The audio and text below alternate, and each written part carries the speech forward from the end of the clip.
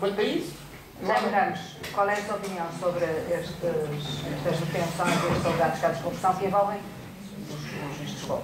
Eu penso que nós, na sociedade portuguesa, quando assistimos, por exemplo, aos problemas financeiros até e à situação, por exemplo, da família Ricardo Espírito Santo, ficamos todos profundamente desiludidos porque pensávamos que os banqueiros eram pessoas sérias a quem nós entregávamos o dinheiro para ser geridos. Quando nós vemos autoridades sérias, mas de repente percebemos, com o BPT, com isto que aparece, começamos a premiar esses. Que quando nós vemos agora esta situação, que ficamos também preocupados quando, ao mais alto nível de alguns departamentos do Estado, isto acontece. Em todo caso, eu prefiro viver numa democracia ou num Estado de Direito em que a polícia e os tribunais são capazes de agir contra estas pessoas, que num Estado onde se roube e haja um segredo absoluto e ninguém possa atuar. Eu prefiro este. Com todo o problema de nos fragilizar em termos de valores, ou vemos pessoas que pensavam respeitáveis e queremos ver como respeitáveis acontecer-lhes isto, eu acho que mesmo assim eu fico muito... E que lideram instituições que estão ao coração do Estado. Exatamente, o caso do CEF, o caso de uma autoridade policial, o Departamento da Justiça, o Secretário-Geral da Justiça e essas situações, dos serviços de notariado. É evidente que nós, mas eu prefiro mesmo assim, prefiro um Estado de Direito capaz de investigar, denunciar e pôr pessoas na cadeia, se isso aconteceu, então que nós os digamos na cadeia. Em todo caso, deixem-me abordar uma coisa que nós muitas vezes entramos só num sistema de muita crítica e correndo o risco de falar um bocadinho mais, mas dizer-vos uma coisa. Nós em Portugal temos um problema, é que nós somos portugueses, porque se fôssemos alemães ou suecos, provavelmente não estávamos aqui nesta situação de fragilidade. E somos portugueses e não temos aprendido connosco. Porque o que acontece é que nós, em Portugal, temos o quê? A crítica que nós hoje fazemos, e há um certo frentismo nacional de crítica ao governo, umas vezes com razão, outras vezes sem razão. E é muito fácil este frentismo de crítica da oposição e de dizer mal, juntar facilmente para qualquer assunto pessoas desde a extrema-esquerda à extrema-direita, ou melhor, não é nada mas com frequência nós vemos, por exemplo, e o Francisco Louçã vai perdoar isto, e o professor e o Dr. Bagão Félix assinarem cartas em conjunto para fazer isto, e depois com todo o leque de valores. Mas nós temos que, exatamente, isto é positivo. O dizer mal é positivo. E é o frentismo que é importante na crítica. Mas, quando nós olhamos depois para o voto dos portugueses, nós sabemos uma coisa. Quando os portugueses votam à direita, e votam, não a maioria, ao PSD e ao CDS, o PSD e o CDS são capazes de governar. Mal ou bem, mas unem-se, aproximam-se, resolvem os seus compromissos e sentam-se à mesa a governar. Mas quando o povo português dá a maioria à esquerda, e tem acontecido isso de uma forma sistemática, o que nós vemos é que o PS quer estar sozinho, o PC quer estar sozinho, o Bloco de Esquerda quer estar sozinho, todos são sozinhos, e este frentismo de crítica não dá um compromisso criacionista de fazer uma política alternativa. É isto que falha no país. Quem não quiser ver isto, porque os portugueses têm dado maiorias de esquerda. O que é certo é que isto não se transforma. Eu sei que é simplista, mas é assim. Vamos lá ver. Eu vou é que aos casamentos só vão os convidados.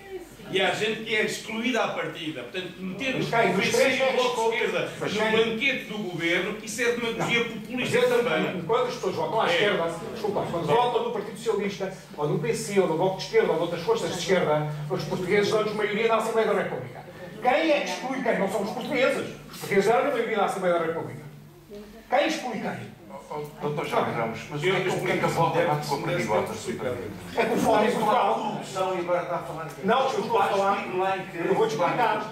Neste sentido, é que nós estamos a falar de um debate em que, para além da corrupção, eu falei, o problema do Estado hoje, também da descrença, é que nós temos um governo que, fazendo mal ou bem, e muitas vezes mal, há sempre um frentismo a dizer mal. Mas o que nós corremos o risco nas próximas eleições, quando ele perder as eleições, é que, havendo uma maioria de esquerda, pode não haver capacidade de compromisso entre as pessoas que ganham as eleições desse frentismo para gerar um governo que resolva os problemas do país. E é isso que tem acontecido na nossa democracia. Se nós não quisermos ver isso, se as pessoas do Bloco, do PC, do PS não perceberem que têm uma responsabilidade acrescida sobre os portugueses, que devem compreender que a democracia é diferente, mas que é preciso fazer compromissos, Júlia, que eu penso que era importante. Alguma coisa está a passar. E se não percebermos isto, não estamos a perceber a doença.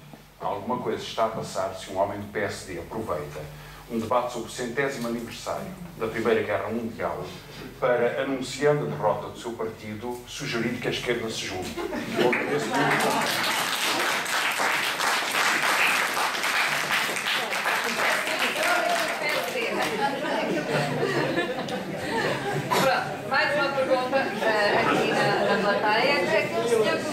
a palavra, faça favor. Eu não sei se as pessoas todas se deram conta. Demos-nos conta de... Sou José João Lucas, sou coimbrense. Não sei se as pessoas todas se deram conta do paralelismo que o Carvalho da Silva estabeleceu entre os períodos de paz e os contratos sociais e os acordos que houve, sobretudo no campo do trabalho e dos direitos sociais de toda a gente. Mas, desde 1919 até depois, no próprio tempo da guerra, com o Serviço Nacional de Saúde criado no Reino Unido, até depois do Acordo de Filadélfia que ele falou, há um paralelismo e uma ligação muito forte entre a paz, entre o desejo de paz e os direitos sociais dos cidadãos. Se neste momento, e a pergunta que eu queria fazer era esta, se neste momento se vê como estratégia não só nacional, mas também à escala europeia e também à escala global, com as organizações de que já se falou, desde o FMI, etc, etc, para que os direitos sociais dos trabalhadores venham ao mínimo e batam no chão, como acontece hoje. Muitas histórias de jovens adolescentes poderiam ser aqui contadas, designadamente no campo das entrevistas que estes jovens desempregados têm que se sujeitar para obterem um emprego precário de um contrato de 2 ou 3 meses. Não é? Estou eu a dizer, se as pessoas não veem que depois do que se passou designadamente nos últimos 3 anos, no que diz respeito à ruptura com o Estado Social, se não se pode imaginar que as questões da guerra se voltem a pôr, não tarda nada. Portanto, que a estratégia de reduzir os direitos sociais ao mínimo vai resultar num novo conflito armado. Sim. E como foi dito já, o grande problema da paz na Europa, se calhar não está só na Europa, porque muita gente se esquece de dizer que o século XX acabou com uma guerra dentro da Europa, nos Balcãs. Sim.